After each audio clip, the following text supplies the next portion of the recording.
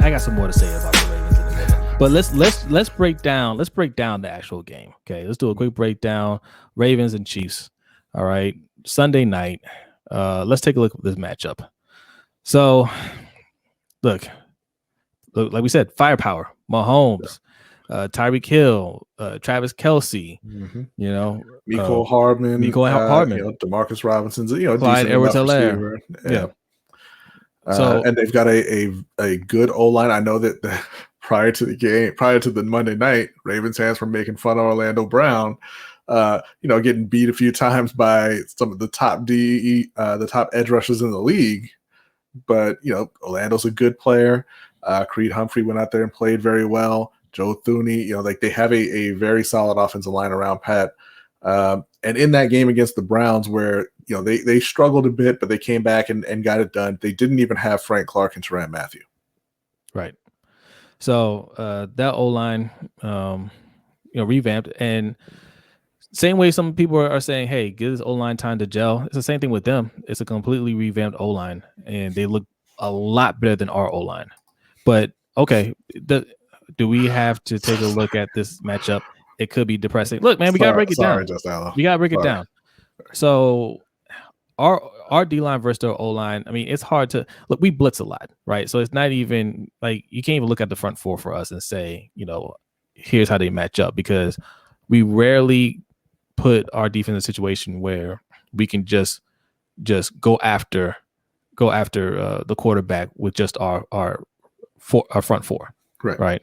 So, but that's what we need. Like if you go back and reference the Tampa Bay Super Bowl, that's what they did. They got pressure with the front four. They didn't have to send the house the whole time, because if you send the house on Pat Mahomes, he's going to eat you alive every time. But we also have Rick Martindale, who just Derek Carr did. Yeah, and Rick Martindale just refuses to change no matter what.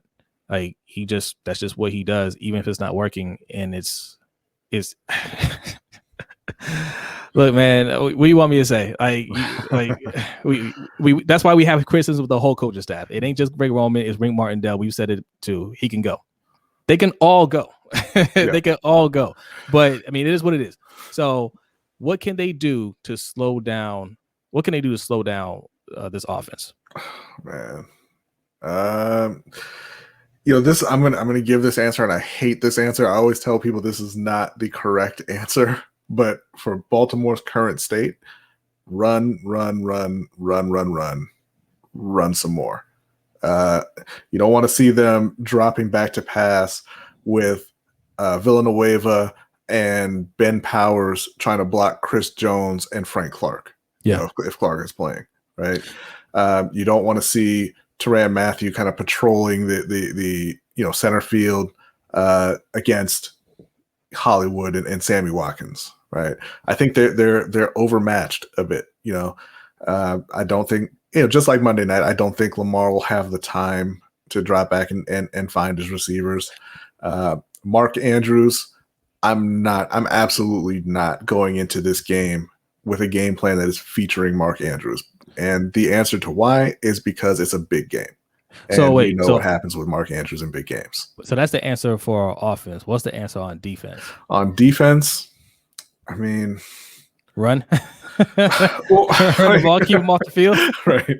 Well, no, but that's where I was kind of going with it. Run and shorten the game as much as you can. Okay. Yeah. They have a lot of talent on defense. They do. They had a really bad night on Monday, but Marlon Humphrey obviously is one of the top corners in the league.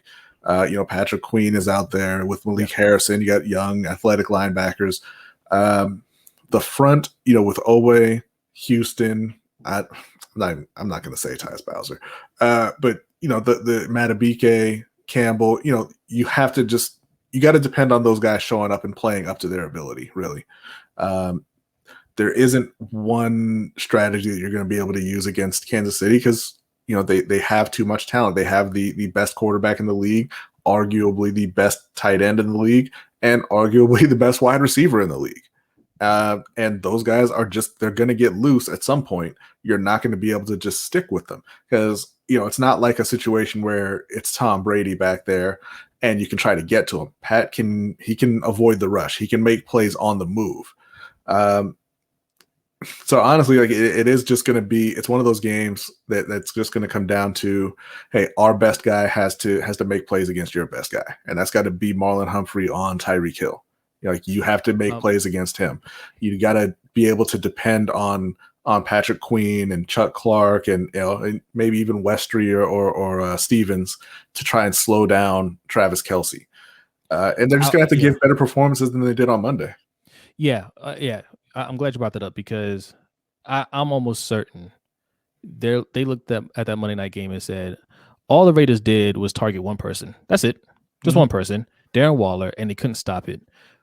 We have a better tight end, Yeah. and we're going to Not according to John Gruden. He said that Darren Waller is the best player he's ever coached. Remember, he's coached Jerry Rice and Tim Brown and Warren Sapp and Derek Brown and Rondé Barber, John Lynch. So that's a pretty high praise there. Yeah. Okay, but so Travis Kelce's up there. I'm sure they believe Travis Kelce is the best tight end in the league. Derek Brooks, not Derek Brown. I don't know why I said that. Derek Brooks, yeah.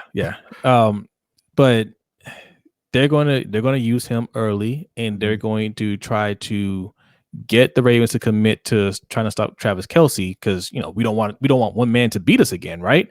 And then once we start closing in on Travis Kelce, he's going to just light it up to open it up to everybody else. So that's why we can't fall for that trap. Travis Kelce is going to get his. Just leave it be. Like B said, put Brandon Stevens or somebody, Chuck Clark, whatever. But no triple coverage or nothing like that. He's going to get yards. Let him get yards. They're not going to target him the whole game. They're going to try to get some situations where we commit to trying to stop him and then leaving Tyreek Hill wide open or Mecole Hardman wide open. You do not want that. Right. So that's one thing. Play physical, play a little dirty, man. Hold them, right? You mean like they did against Hunter Renfrow? Is that what you're talking about? Yes. Well, you had the Raiders getting a big time upset win and then sending video to the league complaining that y'all are bullies. I'll keep doing it. I run the ball. I think that's kind of what the Browns did that kept them in the game. I mean, obviously the Browns run the ball really well, really well. So we had the ability to do that as well. We've been the best rushing attack the last 2 years. So just because Gus Edwards is out, I know that hurts. J.K. Dobbins, I mean, everybody's out. We can get it done with who we have. Tyson Williams, Latavius Murray. I mean, they showed you. We had almost 200 yards rushing in a bad night. So we had the ability to do it. So just lean into that, like B said. And hopefully, they said that there's a chance that Le'Veon Bell will be on the active roster for next week. So we got to see what he has left. I really don't think Latavius Murray is the answer. I like Tyson Williams a lot. I think he played really well. And if Le'Veon can come out there and he's got anything left, they'll be able to kind of try to control the ball or control the game with the run game. Yeah. I don't think it's going to work. I mean, I think the Chiefs are going to get the ball. They're going to score, and the Ravens are going to be chasing all day. And the Ravens are not built to come from behind. Yeah. All right, guys, we got 37 people in here. Make sure you hit that like button. And if you're new here, be sure to subscribe. We are on the road to 1,000 subscribers. Tell your friends, tell your family to hit that sub. Freeman is super washed. Look, I mean, he's on a team. I mean, might as well see what he has. But yeah, I think he's washed too. I do think he's washed. Tyson Williams looked good, man. Just give him the rock. Give him the rock.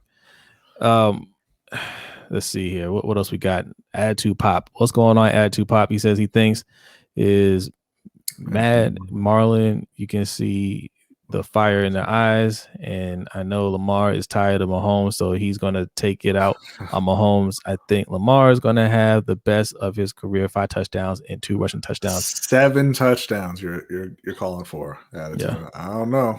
What's up, Zeke Hokage? Appreciate you coming through, man. What's up, Zeke? Lamar could have had that last game if they could block for him. Yeah. His stat line could look so much better if they could have held their blocks just a little bit longer. He looks sharp. Yeah, a couple of passes he was off on, but I mean, he looks sharp. Listen, man, Tony, that ain't his job. No, it's not. Talk to Alejandro.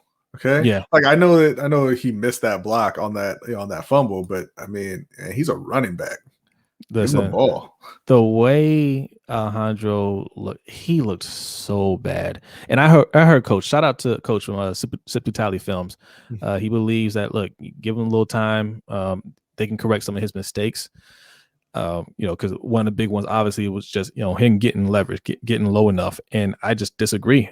You're talking about a 6-year vet going to a 7th year, and he still can't do it. Like that's not something that he should have already known how to do that, even if he played on the left side, right? Just because you went to the right side doesn't mean, oh, I stand higher. That's not how it works. It's just something that he's just not good at, and you're not going to fix it now. And him playing out of position just makes it even worse. And I just think there's no fixing it. So we got they're gonna have to scheme this week. They're gonna have to scheme around him, which you can do. Try to hide it a little bit, run a little bit more, and then just keep looking out there via trade or on the street and try to find a replacement for him. They put themselves in a really bad position in terms of that. Yeah. We've seen comments of people saying that they should call Mitchell Schwartz, the former Chiefs right tackle. He was a very good tackle, but he's effectively retired right now. I think he may still be dealing with injury. And listen, they have to make the call at this point, right? Like you have to. But the time to make that call was back in March or April, when you could get him in and get him into shape and have him working with the offensive line. But it's going on week 2. What do you think Mitchell Schwartz is going to do for you right now? Nothing. Look, I will say it though. If he says, "Yeah, I'm interested," it's not. He's not going to do anything right now, but just get his weight up. Because I heard he shedded a little weight. Get his weight up. Have him practicing and have him ready for the latter half, right? And in the playoffs. Because I still think this is a playoff team. Don't get it wrong. I still think this is a playoff team, and that's when we're going to need some real protection. And this is the problem also, as Tony said, they rather call cornerbacks. They worked out 4 defensive backs because, whatever Wink wants, Wink gets, right? And if the guys didn't perform on Monday, it's not Wink's fault. It's the player's fault. I mean, we were talking about a team who was already the deepest in the league, went out and drafted 2 corners and brought in a safety in our Darius Washington undrafted, right? Yeah. Had too many defensive backs. Traded one that all the Ravens fans loved this offseason in Shaun Wade. Yeah. And one game in, you're looking for street free agents? Yeah. All right. Okay, look, we'll leave it right there.